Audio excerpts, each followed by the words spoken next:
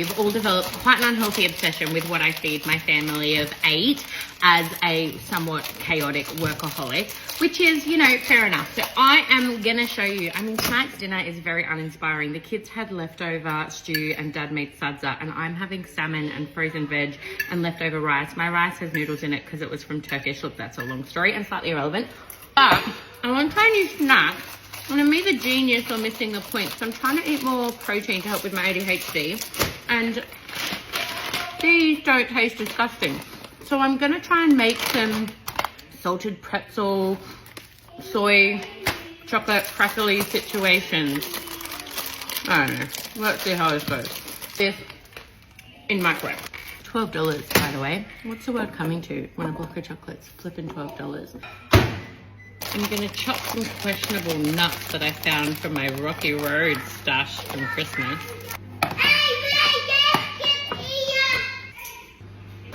I added a little slodge of coconut oil to help it slodge.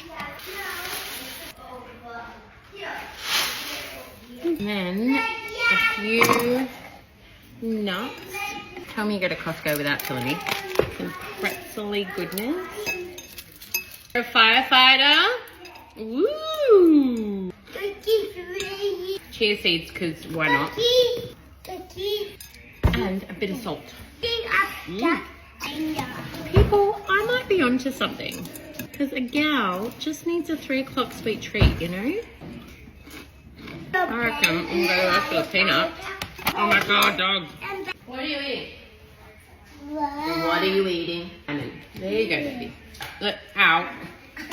Stop. Come on. Alright, I'm going to chuck some in the fridge and report back. Or eat the whole bowl, whatever happens first. Well, bedtime was rough. I 100% approve. It's like a bougie chocolate crackle. I could be a genius. You're welcome.